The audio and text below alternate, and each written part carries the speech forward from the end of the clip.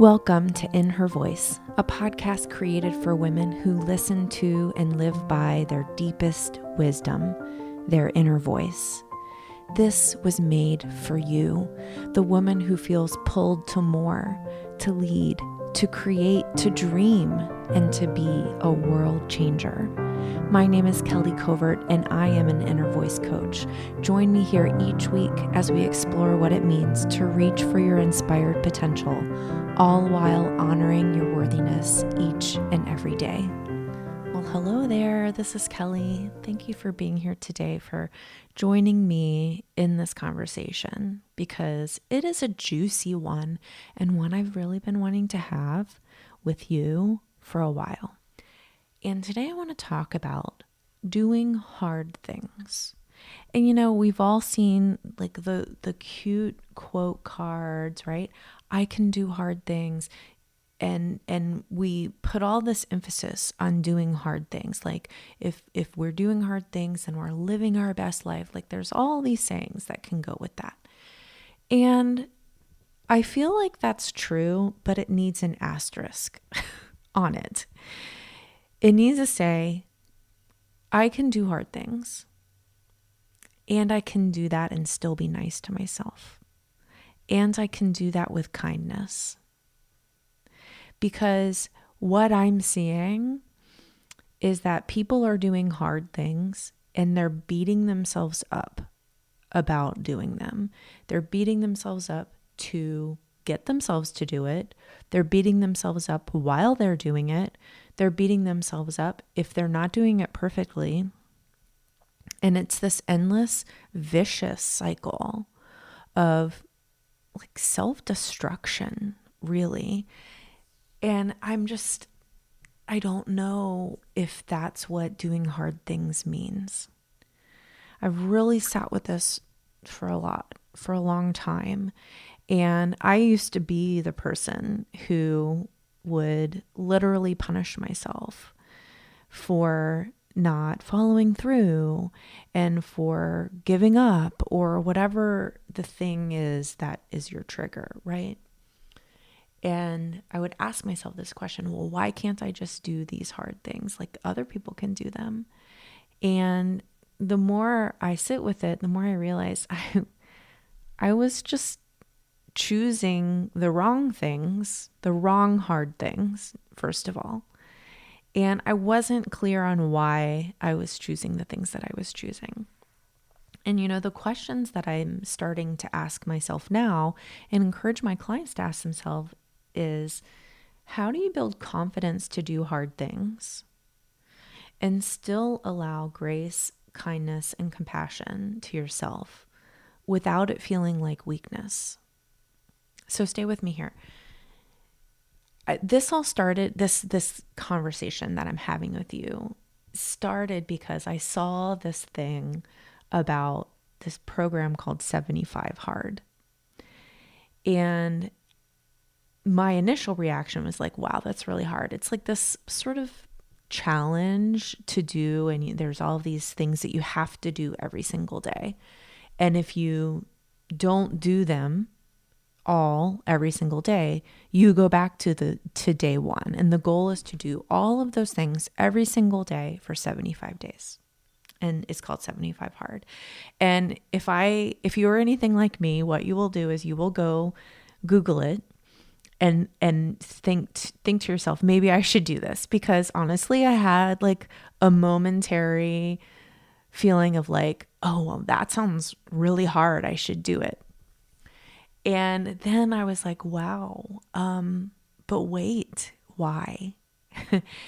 And I started asking around, because all of a sudden, you know how it is when you like see a certain thing that you've never seen before, or hear about a certain thing you've never heard about before. Then all of a sudden you see it everywhere. And that's what happened to me. I started seeing all these people talking about it and doing it. And I actually asked a question in a Peloton group that I'm in about it, because I was just curious of like why people wanted to do it. And the things that people said shocked me, quite frankly. And that's really what's prompting this conversation, because I feel like this is there are more people, there are more of you that have these feelings than would even say them out loud. But some of the things that the women said is, I like doing this because I just really need a kick in the ass. I need to prove to myself that I can follow through. There's no way that I can do these things without being hard on myself. Like, I'm so tired of making excuses. And I was shocked by that kind of language. Shocked and not shocked though, because honestly, I have talked to myself like that before. I have tried to motivate myself with like drill sergeant language, the kind of language I was seeing on that post. And so I wanted to start asking these kinds of questions, like how do we have a both and situation? How can we do hard things and still be compassionate? How can we follow through and still have grace for imperfections? Because it is not black and white. There is no such thing as perfect. And maybe you will do something like 75 hard or whatever is the thing, right? Whatever is the thing. And you'll be really proud of yourself. And I'm not saying that that program is inherently wrong or bad. I think that it can be really valuable if people are choosing that for the right reasons. So, some of the questions that I'm asking myself, and I'm also challenging myself to find the answers to, so this can be really helpful to other people, is what is the difference between making excuses and listening to your body? Right? We all know that exercising is good for us. It makes us feel better, makes our bodies feel better, we sleep better, our mental acuity is sharper. Like, these are scientific studies that have proven this.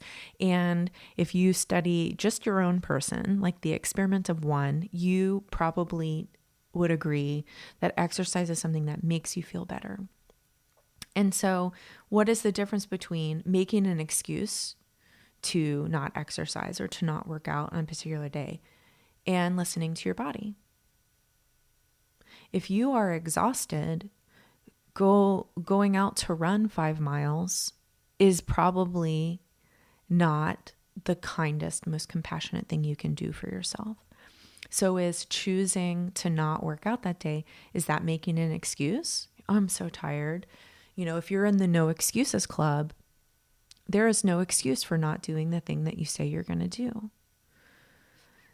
But the problem with that black and white thinking is that it discounts what our bodies are saying to ourselves. It discounts listening to your inner voice and trusting it, and really being in this place of understanding the difference between avoiding and not doing something just because you don't feel like doing it, or really understanding that that is not the right thing for you that day.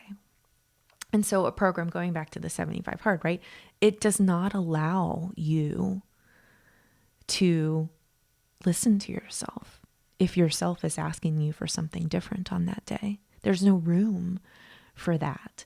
And so what does it teach us? What does it teach us? It just teaches us to be relentless with ourselves, and it teaches us really to not listen. And my whole goal as an inner voice coach is to help you listen more deeply, and to help you be kind to yourself, and to help you have grace, and to understand that perfection is not required. So again, I'm going back to this question.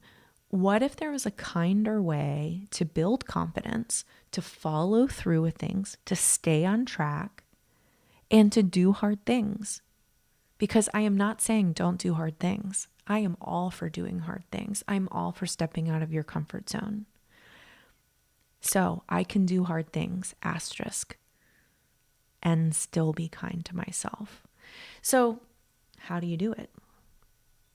I've got steps. I've got numbered steps for you.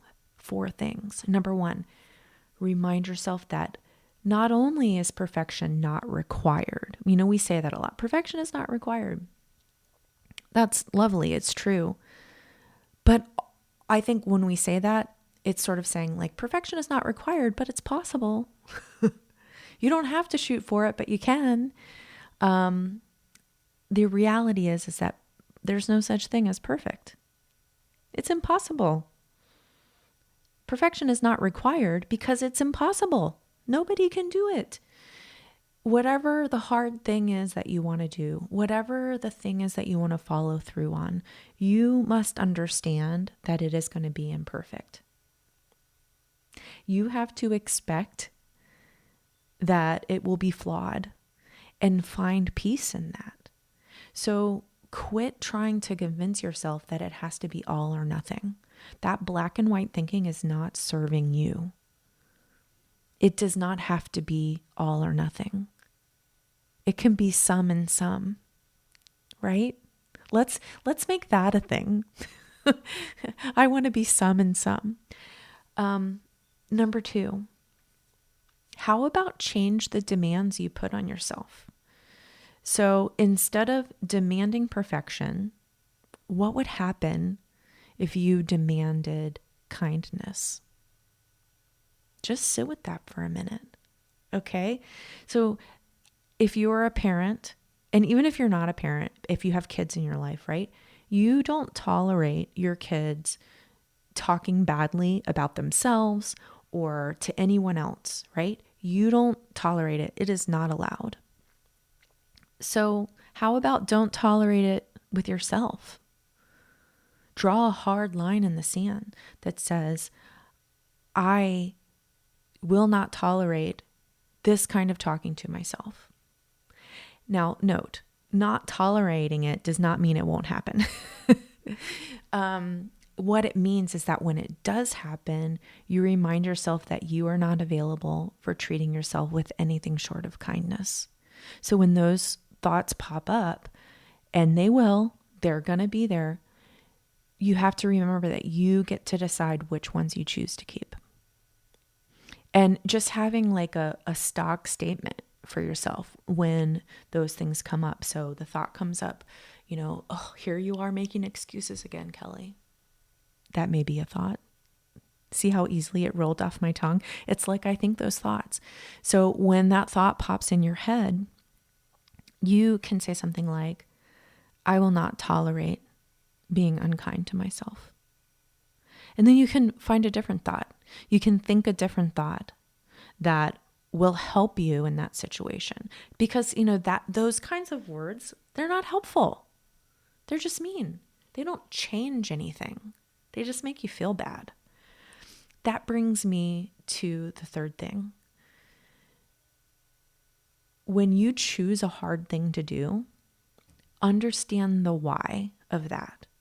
How will doing that thing change you? Why do you need it to create that change? Why do you need to do it to create that change? And I think here's where listening to your inner voice really comes into play. You've got to be honest with yourself about the why. And I think if you're really honest with yourself, what you might find is that the why is all about punishing yourself for something that you didn't do, or that you didn't follow through on, or that you didn't complete, right? And if it's a case of punishing, or of like, I gotta show myself that I can finally do this thing, right? You might want to rethink what you're doing. Punishing is not kind. And if you really want to be kind to yourself, you have to rethink how you motivate yourself to create change. I go back to the kids, right? Like having some sort of like crazy punishment to punish them for something that they did yesterday is not going to help them be better tomorrow. It might make them afraid of doing that thing, but is that changing? Is that the way I want to change my kids? No. And that's also not the way I want to change myself. So what is the difference between punishing and discipline? Discipline can be kind, and it's really important to make the distinction, because when we're talking about following through, I think discipline is what we're actually desiring. We want the discipline to follow through. We want the discipline to make the changes that we desire. So punishment is about the past. Punishment is about what you have done, right? You did this, so this is what happens, or this is what you need because you did this. Discipline is actually about the future. It's about creating a scenario where you desire to do the things that you say you want to do. It's creating change to help you forward, not look past. So who do you want to be? That is such a good question to ask yourself. What choices can you make today to help you be the person you want to be? What do you need to do today to be who you want to be? And this is really all about connecting with your inner voice. When you get clear on the being and you check in, you literally can ask yourself this question: who do I want to be today? Answer it. And then the next question: how can I be that? How can I be that? And then you have it in front of you. You have the steps. You understand why you're wanting to do whatever is the hard thing that your inner voice asks you to do. Here's the last one, number 4. So we have remind yourself that perfection is not only not required, it's impossible.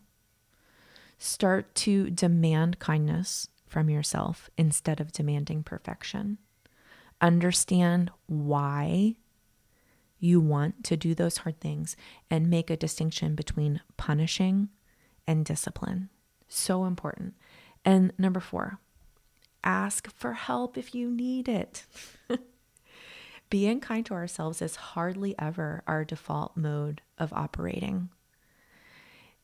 And in many cases, honestly, I've hardly ever met a person who this does not apply to.